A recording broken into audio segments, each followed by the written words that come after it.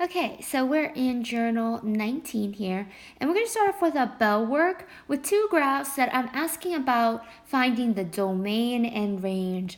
So just as a little flashback here, domain is related to the x values. Basically, on the graph, I would like to know what is the smallest x value and what's the biggest x value. What is the interval for the x values, whereas range is the interval for the y values that exist on this graph. So for the domain here, let me see if I can screen that down. There we go. So domain I'm going to be representing in green, where range I'm going to be representing in pink. That might help us out when I'm referring to on the graph. So looking at the range, let's look at the range together. That might be a little bit easier first. So the range on this graph, notice how this is like a parabola, right? It has that U shape. And so range is talking about the y value. Specifically, what is the lowest y value on this graph? It looks like right here. And the highest y value. So the lowest y value looks like it's at -3. And looks like the highest y value, well, notice how these parabolas have an arrow at the end, so it's going to keep going up. If it's going to keep going up, that means it's headed towards positive infinity. So it's going from -3, this point right here, to positive infinity for the range. So when we write that as our interval from low to high. Infinity needs parentheses. And the -3, there's a solid dot there or a solid line, so make sure you use a bracket. So when we write domain and range, we always write it as a interval notation. All right, for the domain here, notice how there's an arrow to the left and an arrow to the right. So domain is talking about x values. Well, this arrow, this curve here is always going to keep continuing on and on forever because there's an arrow. So it's always going to be pointing to the left. If that's the case here, if it's always pointing to the left, it's going to be heading towards negative infinity. Whereas this one has an arrow to the right, so it's going to keep on going right. In other words, it's going to go to positive infinity. So it's going from negative infinity to positive infinity, and we need parentheses on those to express that. Or we can write it as this symbol here, all real numbers. You might have learned that in Algebra 2. A lot of people like to use this because they get tired of writing negative infinity to positive infinity. So that R means that same concept. Okay, let's take a look at our range on this one here. So the highest y value, it looks like it's at this 5. It looks like we have a maximum. But the lowest y values, notice how these arrows here point down. So this is going to keep on going down forever and ever. So it's going to be pointing down to negative infinity. So the range is going from, oops, I guess I did that in pink last time. I should be consistent. This is in pink. So this is going from negative infinity, you want to start with your lowest number, to 5 is our highest number. I need a bracket and then the parentheses on the infinity. And then for my domain, well, I still have an arrow on the left and right. So as this continues to expand more left, it's going to go to negative infinity on the x-axis. And this one here is going to go to positive infinity because notice there's an arrow to the right, so it's going to keep on extending right. So it's still negative infinity to positive infinity, or if you want to write all real numbers. So you can write it as positive infinity to negative infinity or all real numbers. All right, so we talked a little bit about domain and range because we're going to be finding the domain and range for cosine and sine. And so last time we met up, we graph sine and cosine on a coordinate system, and we're going to see what that looks like again. All right, so in this one here, we're going to graph sine real quick. So let me draw a coordinate system. So the last time we did this, we used from 0 to 2 pi as our interval. If we have this is pi. And so we noticed with sine, the highest value we got was 1, and the lowest value we got was -1. And so sine is the one that starts at the origin, slopes on up, comes back down at pi, goes down to -1 and then back up to 0. So this is sine's graph. We also learned that, so this side will keep going on forever and start to follow that same path. So it will go up to 1, back down to 0, then back down to -1, and then back on up. So if we were to go backwards, so let's say that this side here is like -2 pi and this is -pi, then what this might look like, it's going to go down, then back up, and then this down. So let's draw that better. So go down to -1, back up, and then to 1, and then back down. And so this cycle just moves in this wave. So sine waves will continue to grow, passing on 2 pi. I just drew it from 0 to 2 pi. So in this case here, the range is looking at the lowest y value. Well, the lowest y value seems to be at these points here at -1. So we're going from -1 to the highest y value, which is at 1. So I'm going to put a bracket because they're all, a solid line. So in this case, I'm going to need brackets. The domain, notice how these arrows are here, right? So that means that they're going to keep wiggling so it's going to keep moving left in this case, or this one moving right. Because the arrow means that it's going to keep on moving in that wave pattern. So it's going to go from, if it keeps going, it's going to go to positive infinity on this side and negative infinity on this side. So we're going from negative infinity to positive infinity parentheses. Or you could just write, honestly, all real numbers. I'm just going to write that now from now on. So this is all real numbers. So if I were to draw cosine is just a tiny bit different, but not very much. So the highest value was 1 and the lowest value was -1. And we did also split this up to 0 to 2 pi and then split it in the middle. So it turns out cosine starts at 0, 1, goes back down, then comes back up, and then stops at 2 pi, but it can keep on going. If we were to do this side here, what's going to look like, it's going to go down and then back up. So this would stop at -2 pi. This would be at pi, negative. Okay. So cosine is iconic for this U shape. But notice how the domain is also all real numbers, because if you look at the arrows, it's going to keep pointing left and right. So it's going to be all real numbers going from negative infinity to positive infinity on the x-axis. Now for the range, notice that the range here, the lowest y value is still at -1, the highest y value is still at 1, even though it oscillates. So still the same range. All right, so now that we've seen the graph sine and cosine, what we're going to do is add some shifting to the equation and see what it does. Okay, so here we have this equation, y equals negative sine x. So this one's a little different. There's a negative sign in front of sine. And what we're going to do is graph it from 0 to 2 pi at least. So what I like to do is create a table, just like how we graphed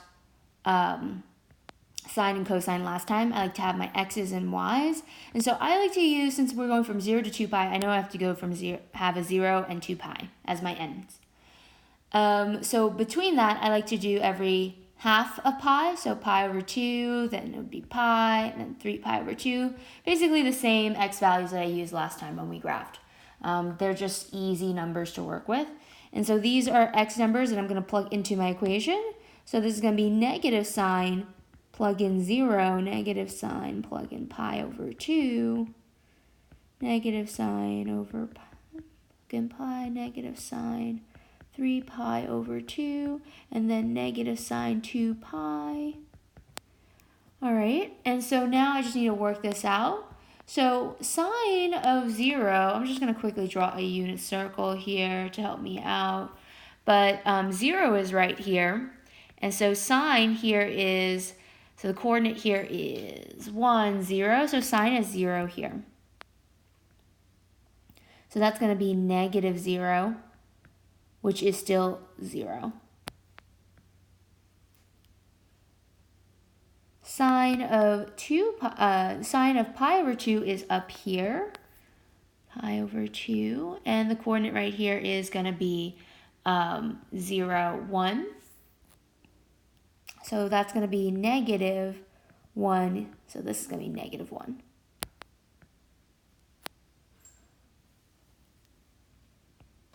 Sine of pi, well, pi is right here on the unit circle.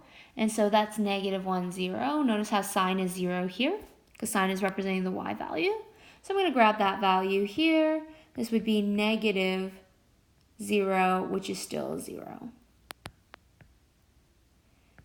And then this next one is 3 pi over 2, which is the coordinate 0, negative 1. So if we have a negative here, and then you're going to have a negative 1 being plugged in, this is going to be positive 1 for my negative sine 3 pi over 2. The next one here, we have it at 2 pi. Well, 2 pi is back to the 0 degrees. So in this case, negative 2 sine 2 pi is actually 0. So this would be 0. I'm going to box that in. So now that we have our coordinate points, we compare them up and then plot our points. So I'm just doing this graph from, actually I'm going to probably need to draw a better graph than that. From 0 to 2 pi. Then I like to, split it up. 3 pi over 2, and then this will be pi over 2. And so I notice when I'm going to scale my my y-axis, I like to look for what is my lowest y value, which in this case, negative 1. My highest value of y is 1. So this is positive 1, and I'll make this one negative 1. If I were to plot points, the first point is 0, 0. So that's going to be right here at the origin. This one here is pi over 2, negative 1. So pi over 2, negative 1 is right there. And then the next at pi, it's 0. At 3 pi over 2, it's 1. At 2 pi, it's 0. So if I were to connect the dots here, there we go. I have a sine graph. All right, so if you were to look at this sine graph rather than the sine graph that we drew originally, which basically looks the same, the only difference is, well, this is still negative 1, this is still positive 1. The only difference is that the graph is flipped, right? Like this one starts in the positive region and then goes down, but it's the opposite. So it goes down and then back up. So in this case here, negative signs, they flip the graph. And so in this case, I also want us to be aware of like something we call the amplitude. But notice how the height from this middle line, the height from the middle line up is about 1. And so just keep that in mind as we keep moving on. So amplitude is talking about the height, these height here.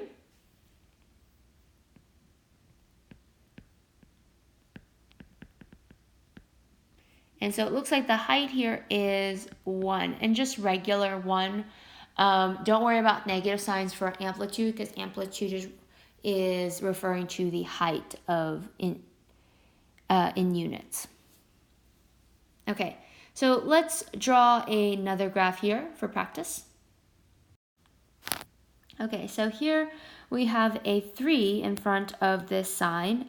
And we have to figure out, how to graph it, just like we did before. We're going to graph it from 0 to 2 pi. So again, I'll start off with a table to make this easy and organized for myself. And so 0 to 2 pi, halfway is pi over 2. So like I said, I like to go every half a pi. And you can use these numbers always, just a bit easier to plug into the function. So 3 sine of 0 is going to be 3 times sine of 0 is 0 on the unit circle. So this is just 0. 3 times sine of pi over 2, when sine is pi over 2, that is going to be 1. And so 3 times 1 is 1. 3 times pi, when sine is pi, it is 0. And so this would just be 0. Oh, did I write a, sorry, this should be a 3 here. And then this next one, we have 3 sine pi, 3 pi over 2. And so that's going to give you 3 times 0, because sine of 3 pi over 2 is 0. And so this is 0. And then we have 3 sine of 2 pi. And so sine of pi is also 0, so 3 times 0 equals 0. Okay, I think I messed up here. Yeah, I did. So this one, ignore that. Sine of 3 pi over 2 is negative 1. So that means this is negative 3. All right, now I'm ready to graph. So once I graph this here, I'm going to do this from 0 to 2 pi.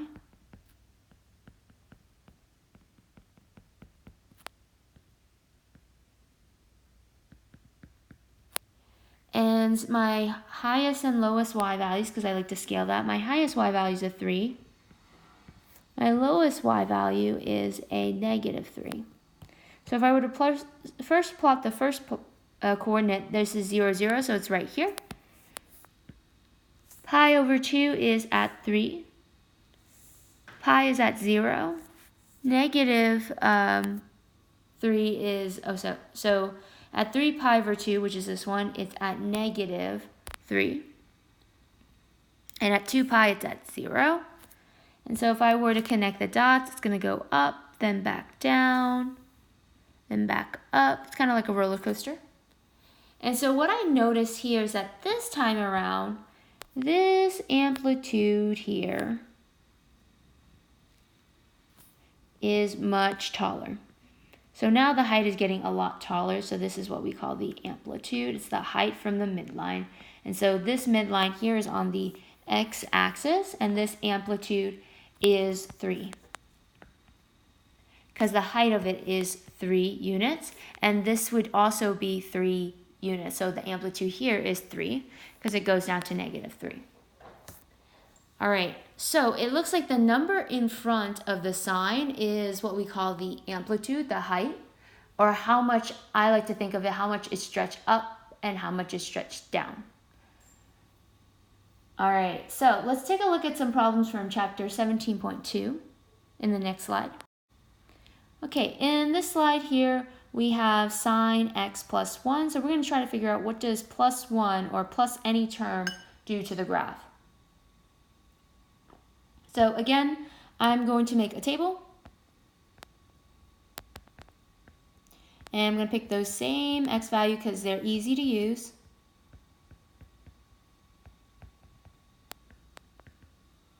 So in this equation here, I'm going to plug in 0 into the equation and I guess add 1. And do that for the other one here, pi over 2. All right, so when sine is 0, that's when this here is 0. Plus 1 is going to give you 1.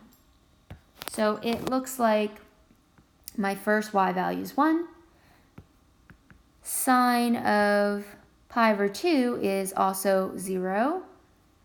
Plus 1 is 1.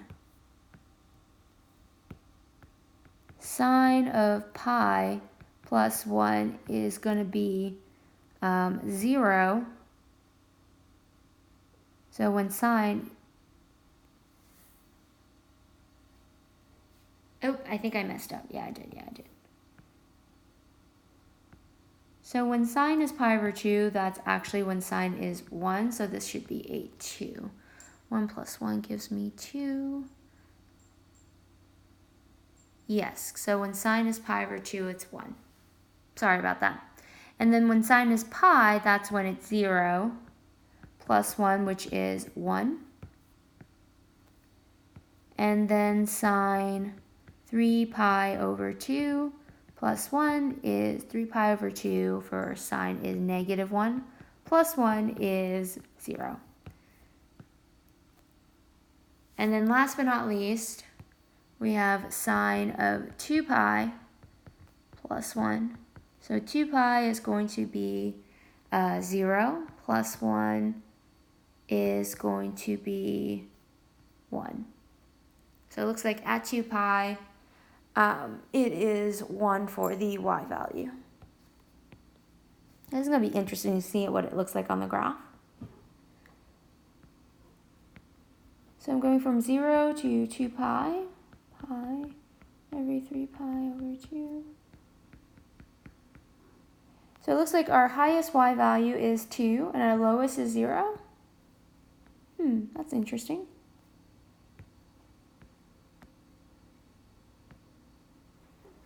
Okay, so the first coordinate here is at 0, 1, so 0, 1 is right there. At pi over 2, it's 2. At pi, it is at 1. At 3 pi over 2, it is at 0. And at 2 pi, it's going to be at 1. And so if I were to connect the dots here, let's take a look about the differences and the similarities here with the original graph. So this here is our sine graph, and it does have that similar wave, right? It comes up, then back down, and up. Has a lot of symmetry. And so looking at this here, I noticed that the midline, or where the function cuts in half, is right here. So it looks like our midline is at 1. And so it seems like when you have a plus 1 on the outside, things got shifted. So this is your vertical shift. So looking at this here, notice how the midline usually starts at the origin, right? Or on the x-axis, but it's been moved up 1 unit. So which changes the midline. All right, let's take a look at our next problem. Okay, so here I have cosine x minus 1. So we've done a lot of sines. So now we're going to try out cosine. It's really not that much different. Still using the unit circle. But let's make a table so that way we get a clear image.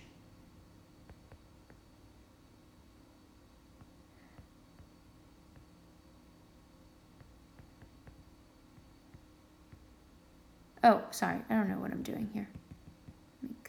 So this will be 0 to 2 pi, so we need half it would be pi, pi over 2, and then 3 pi over 2. All right, and so if I plug this into the equation, that's going to be cosine of 0 minus 1, which gives me, well, cosine of 0 is 1, minus 1 is 0. The next one here, I'm going to be plugging in cosine pi over 2.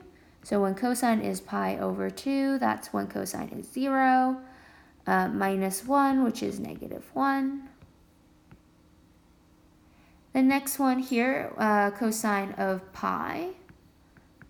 So cosine of pi is going to be,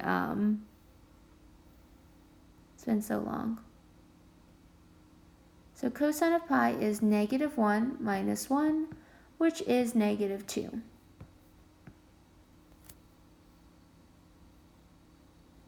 And then we have cosine of 3 pi over 2, which is, oops, sorry, I forgot my minus sign. Which is 0 minus 1, which is negative 1. And then last but not least, cosine of 2 pi minus 1 is going to be 0. Oh, actually not 0. Cosine of 2 pi is 1. And then minus 1, which is 0. And so looking at these here, these are coordinates. So we're going to plot them on a coordinate system.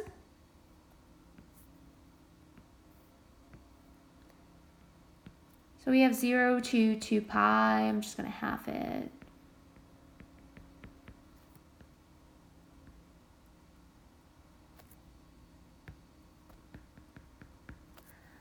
So our y values need to be scaled. If I look at the y values that were spitted out, it looks like we have a -2 is our lowest y values, and the highest y value is actually a 0. So a lot of shifts that has been happened. So in that case, I'm going to just shift this down a little bit. So let's call this one 1, -1, -2. And maybe put a little mark here just for funsies. You don't have to. But in this case here, let's plot our first point, which is at the origin, 0, 0. And so this is going to be right here. At pi over 2, it's at -1, so right here. And then I'm just going to connect the dots. Or, hang on, let me do it this way. I'm going to connect the dot. I still missed. There we go. And then at pi, it is -2, so right there.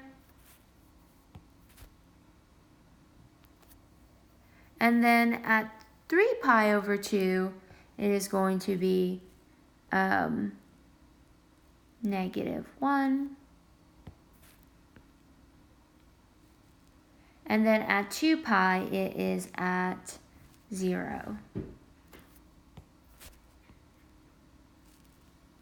And so I want us to take a look at this for a moment. Notice how cosine's midline has been shifted. If you look at a cosine graphs kind of look like this. It's 1 and -1. Let's say this is pi, this is 2 pi. So cosine graph goes down, then back up. So you're right that it looks like this. The only thing is that it has happened is that it's been shifted down. So this here you can pretend is your midline, y equals 0, which would be here. But in this case, it's been shifted down. And so I can also know that the amplitude here would be 1, whereas the amplitude up here would be 1.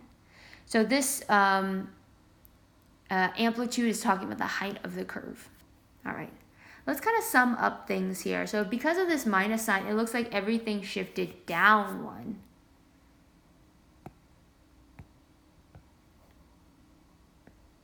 So this number here is your vertical shift, perhaps.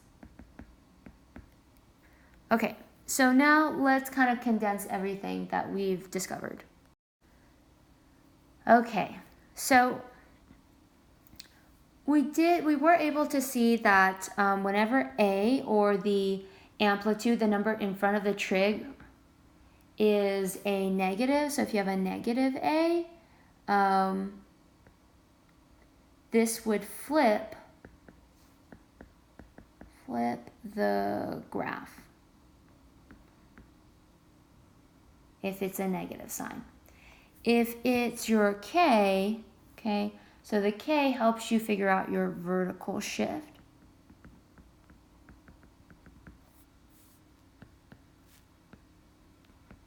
And then last but not least, we have the A. So A is your amplitude. It's always a number in front of your trig value, your trig function. So amplitude. But here's the thing, amplitude is always a positive number because of the height, so you have to take the absolute value of amplitude. Same thing for this one.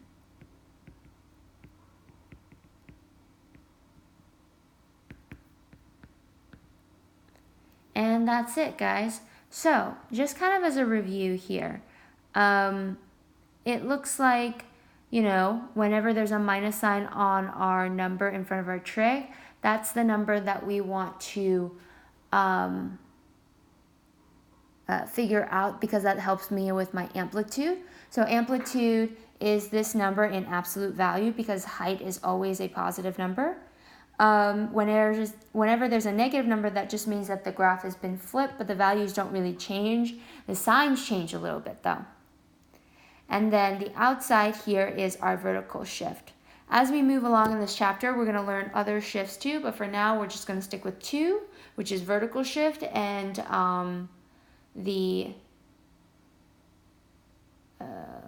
what is the other shift? Vertical shift and amplitude. And that's all for this journal.